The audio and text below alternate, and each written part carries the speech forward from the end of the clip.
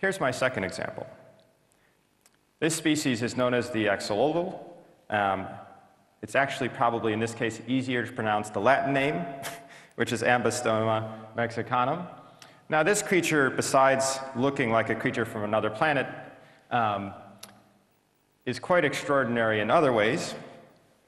It has, in fact, been an incredibly important model for limb regeneration. If you were to slice off a limb from this creature, which is depicted here, it's a bit hard to pick up, but you can see this green dot. There was a cut made right across the limb. And then you waited a little while, this would happen. This fluorescent marker is marking cells in the limb where growth cells are developing. And over the span of a month or so, an entire limb will regenerate. Now, regeneration capacity is relatively rare in the animal kingdom. It tends to be more common in salamanders. In fact, in young children, occasionally and rarely, you can see the regrowth of the tips of digits. And so the capacity for regeneration is actually latent in every human. Now, what's interesting about this creature is that its ability to regenerate limbs persists throughout its lifespan. And this is not lost upon scientists. And in fact, the US Department of Defense last year gave a $6 million research grant to study the mechanisms, the genetic mechanisms through which this species could regenerate its limb, in hopes that insights could be harnessed or found that might help war veterans who had had severed limbs. It turns out that the genetic basis of regeneration across all vertebrates is remarkably similar. The difference is how those genes are turned on and off. We turn off, humans turn off, our ability to regenerate early in life, whereas some other vertebrates don't. And somehow it's possible that we may discover the secrets of how these organisms control their regenerative capacity in ways that may be beneficial to us. Now, these creatures live right there, which is just around Mexico City. And if you take a closer look, this is what Mexico City looks like today. These are two maps of Mexico City. On the left is a map from 1847. The primary habitat for these creatures in 1847 were two lakes, Laguna de Chalco and Laguna de, I hope there's no one who's a native Spanish speaker in the audience, Laguna de Xochimilco.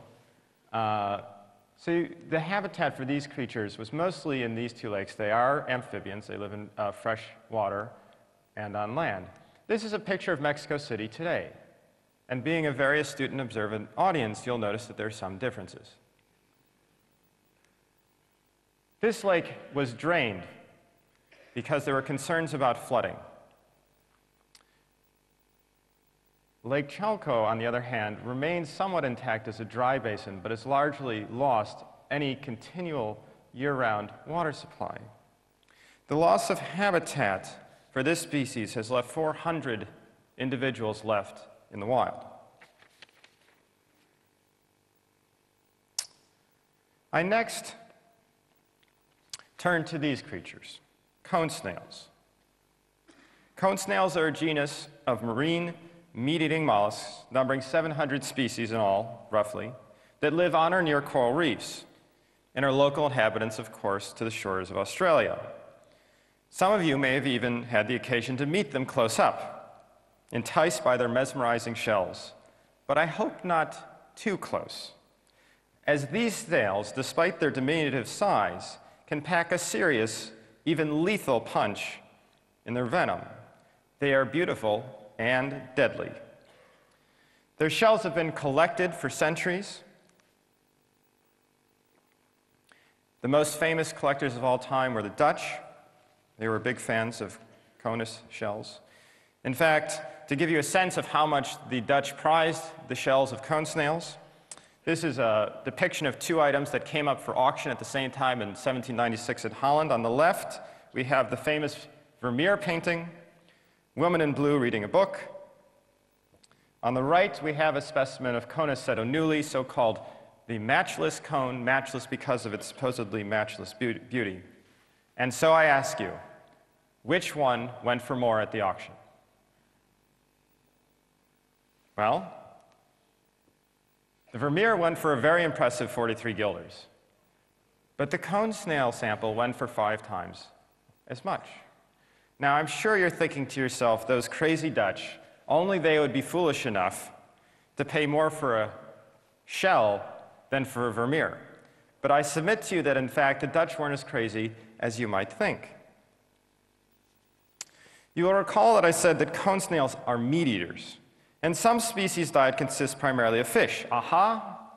I hear you rightly ask, what business does a slow-moving, non-swimming snail have eating a diet of fish?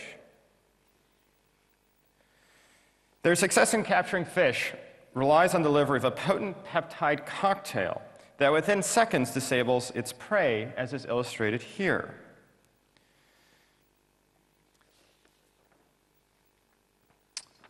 The peptide cocktail is delivered to prey through the use of harpoons in many species. Now, I include these electron micrographs of 2 different snail species for a couple of reasons.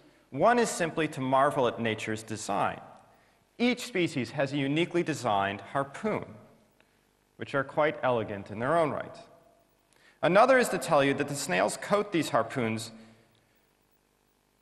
with a unique set in each species of 1 to 200 peptides, such that in the genus as a whole, counting the peptides from all 700 species, there may be as many as 100,000 peptides or more.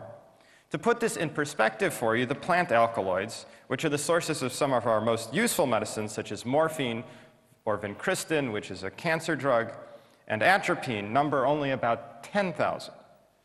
But it's not simply the sheer number of peptides that is impressive. Cone snail peptides, or conopeptides for short, bind to a likely unparalleled variety of receptors on the surface of cells, including sodium, potassium, and calcium channels, as well as numerous other receptors, including things called acetylcholine, serotonin, NMDA, and norepinephrine. The list goes on. In comparison, the peptide toxins from other groups of poisonous animals, such as pit vipers, spiders, scorpions, and sea anemones, only bind a small subset of these cellular targets.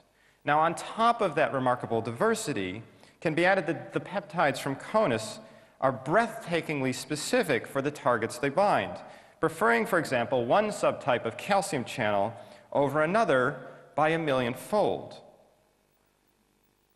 For those of you who may not be molecular biologists in the audience, you'll have to take it, I guess for me, on faith, that 1,000,000-fold difference in binding capacity between one type of calcium channel and another is a pretty impressive difference. It's the combination of their diversity and specificity that makes these peptides mouth-watering drug leads. This is a picture of Conus majus, the magician's cone. In this cone snail's venom was found a peptide that aptly discriminates between various kinds of calcium channels. And lucky for us, the kind of calcium channel it binds to most is in the dorsal horn of the spinal column of vertebrates, which is up here. And these pathways in our spinal column are essential for the transmission of pain. The peptide was turned into a drug without any modification. This is the publication from 2003 in the Journal of the Medical Association of the phase 3 clinical trial that led to this drug's approval for use in humans.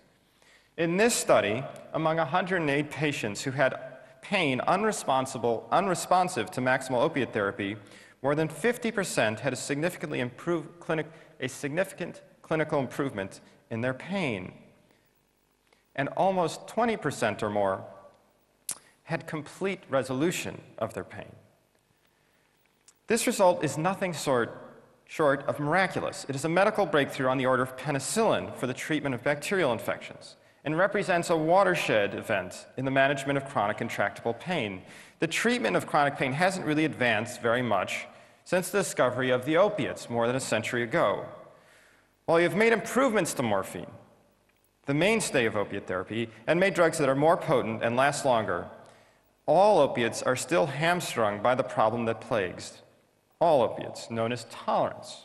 Tolerance occurs when the dose of a medication has to be increased over time to maintain the same therapeutic effect. The trouble is that as you increase the dose for increased therapeutic effect, you also increase the side effects, which in the case of the opiates can be problematic, such as stopping breathing.